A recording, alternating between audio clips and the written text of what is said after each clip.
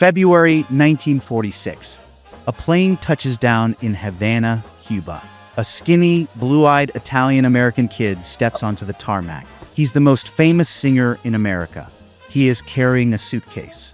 According to FBI files and eyewitness accounts from the underworld, that suitcase didn't contain tuxedos or sheet music. It allegedly contained $2 million in small bills, a tribute payment from the Chicago outfit to the exiled boss of bosses, Lucky Luciano.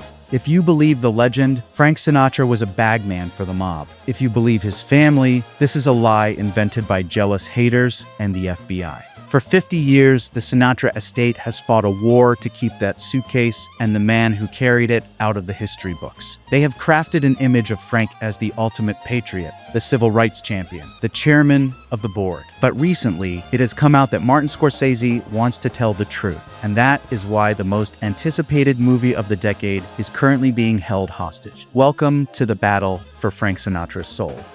To understand why this movie isn't being made, you have to understand who holds the keys. Meet Tina Sinatra, Frank's youngest daughter and the ferocious guardian of his legacy. When Frank died in 1998, he didn't leave his music rights to a faceless corporation, he left them to his children. Tina manages Frank Sinatra Enterprises, and she has been incredibly smart about how she uses it. She licenses the songs for commercials, for weddings, for happy, sanitized biopics. She knows exactly how Hollywood works because she watched her father conquer it. She knows that if a filmmaker like Martin Scorsese, the guy who made Goodfellas and The Irishman, gets his hands on her father's story, the cool image is gone. Scorsese doesn't want to make a movie about a singer. He wants to make a movie about a man with a violent, complex, and sexual inner life. And specifically, rumors are swirling that Scorsese wants to focus on the darkest period of Frank's life, the fall. Most people know Frank the legend. Scorsese wants to show Frank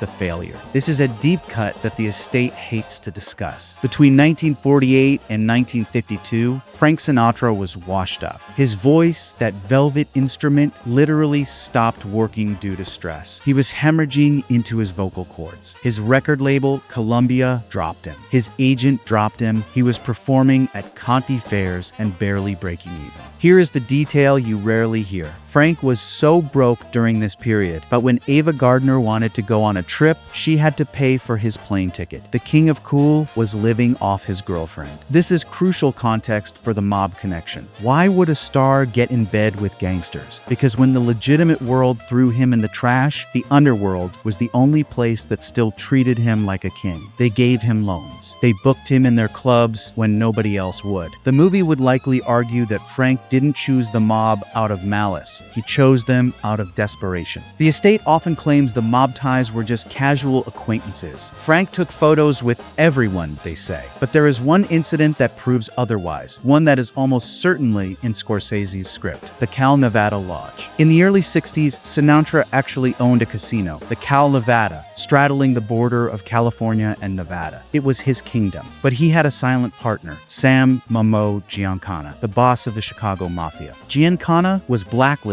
from Nevada casinos. He wasn't allowed on the premises, but Frank, feeling untouchable, let Giancana stay at the Cal Nevada in a chalet. When the Nevada Gaming Control Board found out, they didn't just fine Frank. They called him in and stripped him of his gambling license. Frank was furious. He tried to intimidate the chairman of the board, literally screaming at him on the phone, but it didn't work. This was the moment Frank realized that despite his fame, the government was more powerful than he was. He had to sell his share of the casino. It was a humiliating public defeat that cemented his link to organized crime in the public record. The estate cannot erase the Cal Nevada incident, its legal history. Now, let's talk about the emotional core of the movie, Ava Gardner. We've heard the rumors that Jennifer Lawrence is attached to this role. If she is, it's going to be explosive. Ava wasn't just a wife. She was the only person on earth who could dominate Frank Sinatra. He was obsessed with her. When she threatened to leave him, the chairman of the board crumbled. Biographers like James Kaplan have documented this extensively. Frank staged multiple suicide attempts to manipulate Ava into staying. Incident 1, he fired a gun into a mattress while she she was in the other room just to make her think he had shot himself. Incident 2, he took an overdose of sleeping pills in a cry for help. This is the toxic Frank, the man who is insecure, manipulative, and terrifyingly fragile. Tina Sinatra has spent her life protecting her father's dignity. Does she really want the world to watch Leonardo DiCaprio gaslighting Jennifer Lawrence with a fake suicide attempt?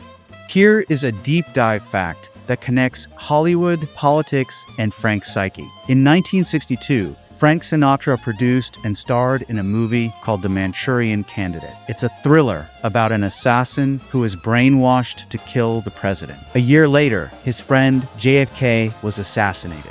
Frank was devastated, but he was also guilty. He felt that his movie might have somehow inspired the madness. Frank Sinatra personally pulled the movie from circulation. He locked the prints in a vault, and you couldn't legally see The Manchurian Candidate for nearly 25 years. Why does this matter? Because it shows a man wrestling with massive guilt. Guilt over the mob helping JFK get elected. Guilt over the assassination. Guilt over his own influence. A Scorsese movie would feast on this guilt. The estate preferred the My Way version of Frank, the man with no regrets. The tragedy of this battle is that the dark Frank makes the great Frank even better. You don't get the aching sadness of his greatest albums, In the Wee Small Hours or Only the Lonely, without the pain of Ava Gardner. You don't get the swagger without the insecurity. Martin Scorsese understands that. He knows that monsters are more interesting than saints. Tina Sinatra knows it too, and that's exactly what she's afraid of. As of right now, the project is stalled, but in Hollywood, money talks. And if there is one thing Frank Sinatra taught us, it's that everyone has a price. The only question is, who is going to pay it? Thanks for watching. If you want to know more, stick around.